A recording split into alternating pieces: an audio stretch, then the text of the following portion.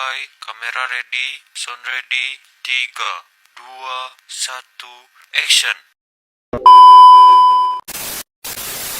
Teman semua, saya Anisha Agustania dan di sini saya sebagai host. Selamat datang kembali di podcast yang membahas seputar dunia pertambangan. Bukan hanya untuk mahasiswa geologi, tetapi juga untuk dunia industri, khususnya industri pertambangan, yaitu geologi struktur. Topik ini sering dianggap sulit karena banyak istilah dalam dunia pertambangan seperti lipatan, sesar, kekar, strike, dip, dan gaya geologi. Tapi hari ini kita akan mengupas,nya pelan-pelan dari dasar sampai pengaplikasiannya. Nah, di sini sudah hadir dua narasumber bersama saya.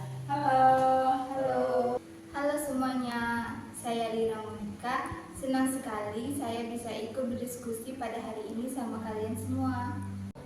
Semoga obrolan ini bisa membantu teman-teman memahami geologi struktur dengan cara yang lebih sederhana. Halo kawan-kawan, saya Bunjes. Semoga diskusi kita hari ini memberikan gambaran nyata, terutama bagaimana geologi struktur diterapkan di lapangan dan dunia pertambangan. Baiklah, kita mulai dari pertanyaan yang paling mendasar dulu ya. Sebenarnya apa sih geologi struktur dan kenapa sih ilmu ini tuh penting gitu? Karena geologi struktur adalah cabang ilmu geologi yang mempelajari bentuk, susunan, orientasi, dan perubahan posisi batuan akibat gaya-gaya yang bekerja di dalam kerak bumi. Ilmu ini berfokus pada deformasi batuan, baik itu berupa pelipatan, patahan, maupun penggeseran. Berarti kalau disederhanakan, geologi struktur itu mempelajari kerusakan pada batuan ya? Nah, bisa dibilang begitu, tapi lebih tepatnya mempelajari respons batuan terhadap gaya. Karena batuan ini tidak selalu diam. Selama jutaan tahun, batuan mengalami tekanan, tarikan, dan geseran akibat pergerakan lempeng tektonik. Di lapangan, geologi struktur membantu kita menjawab pertanyaan seperti kenapa lapisan batuan miring, kenapa ada rekahan panjang, dan kenapa ada satu lapisan bisa terputus lalu muncul lagi di tempat lain. Berarti geologi struktur ini tidak bisa dilepaskan dari tektonik lempeng ya? Nah, betul sekali. Tektonik lempeng adalah sumber utama gaya deformasi. Ketika lempeng bertumbukan, saling menjauh atau saling bergeser, maka batuan di kerak bumi akan merespon dengan membentuk struktur geologi. Nah, makanya wilayah sekitar Indonesia yang berada di pertemuan antara lempeng besar sangat kaya akan struktur geologi. Kita masuk ke prosesnya. Bagaimana sih batuan itu bisa berubah bentuk? Batuan mengalami deformasi ketika tegangan stres yang bekerja lebih besar dari kekuatan batuan itu sendiri. Tegangan ini bisa berasal dari tekanan horizontal, vertikal, maupun kombinasi keduanya. Apakah semua batuan itu bereaksi akan sama? Tidak. Respon batuan sangat dipengaruhi oleh jenis batuan, kedalaman, suhu, tekanan, kecepatan gaya yang bekerja. Contohnya, batuan di dekat permukaan bumi cenderung rapuh dan dingin, sehingga ketika diberi tekanan akan pecah. Sedangkan batuan di kedalaman yang lebih dalam bersifat lebih plastis dan akan melipat. Bisa dijelaskan lebih rinci apa aja sih jenis deformasi batuan? Deformasi batuan ada 3 jenis utama, yaitu yang pertama deformasi elastis, deformasi plastis, dan deformasi getas. Kalau deformasi elastis adalah perubahan bentuk sementara yang kembali ke bentuk semula saat beban dilepas. Kalau deformasi plastis adalah perubahan bentuk permanen yang tidak bisa hilang meskipun beban sudah dihilangkan. Meskipun beban dihilangkan terjadi setelah batas elastis terlampau.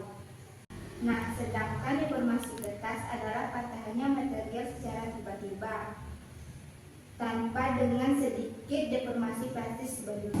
Bisakah berikan contoh-contohnya dari masing-masing deformasi batu itu? Nah, kalau deformasi elastis, contohnya seperti karet gelang yang ditarik lalu dilepas, pegas yang ditekan. Terus kalau deformasi plastis, contohnya kawat logam yang dibengkokkan hingga tidak bisa lurus lagi karena dia yang dibentuk.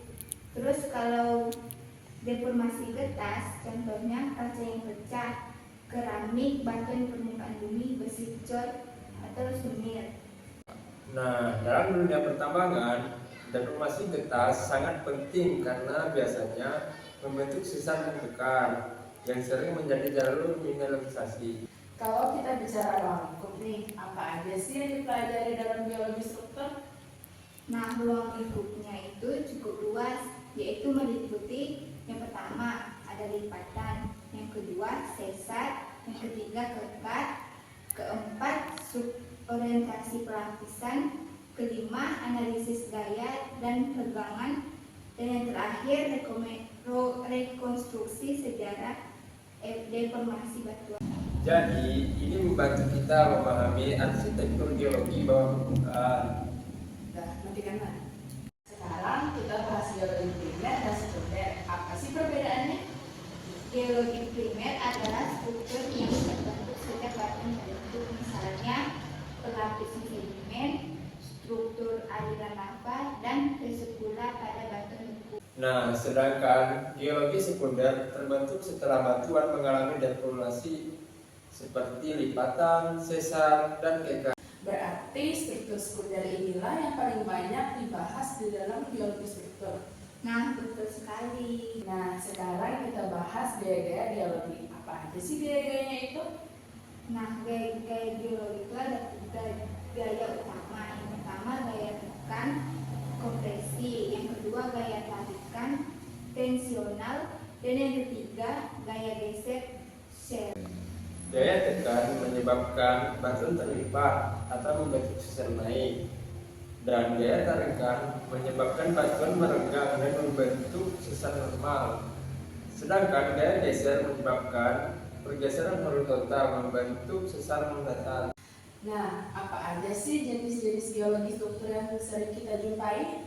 Nah, yang paling sering dijumpai itu ada tiga, yaitu lipatan, sesar, dan kekat. Nah, lipatan dibagi menjadi antikline dan sinkline. Nah, sesar dibagi menjadi sesar normal, sesar naik, dan sesar mendatar. Nah, sekarang kita masuk ke strike and dip ya. Apa sih strike and dip itu? Strike adalah arah garis horizontal pada bidang lapisan batuan. Sedangkan dip adalah sudut kemiringan lapisan batuan terhadap bidang horizontal beserta arah kemiringannya. Pengukuran strike and dip dapat dilakukan dengan kompas geologi dan sangat penting dalam pemetaan. Pengaplikasiannya itu apa aja sih? Nah, jadi pengaplikasian itu digunakan untuk pemetaan geologi, pembuatan penampang, perencanaan pengeboran, dan analisis kestabilan lereng. Nah, terakhir nih, seberapa penting sih geologi struktur dalam pertambangan? Nah, dia itu sangat penting. Struktur geologi mengontrol persebaran biji, jalur mineralisasi, stabilitas lereng tambang, dan aliran air tanah.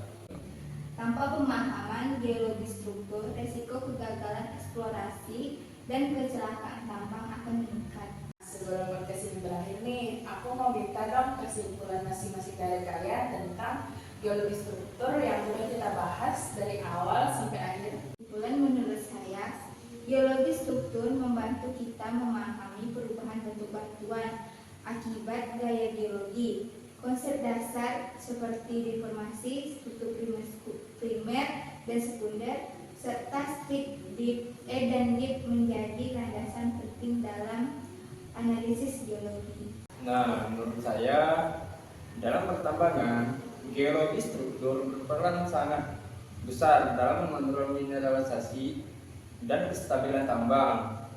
Sehingga pemahamannya sangat penting untuk eksplorasi yang efektif dan aman. Wah, luar biasa sekali. Pembahasan kita hari ini sangat lengkap dan mendalam. Terima kasih untuk kedua narasumber karena sudah berbagi ilmu yang sangat bermanfaat ini. Dan terima kasih juga untuk teman-teman yang sudah mendengarkan dan menonton video ini. Semoga diskusi ini membantu memahami geologi struktur dengan lebih baik. Tetap semangat belajar dan jangan takut ke lapangan. Saya Arisha Rustania. Saya Bogja Sugurja Kadedi. Dan saya Lina Monika. Sampai jumpa di episode berikutnya. Salam geologi. Bye-bye.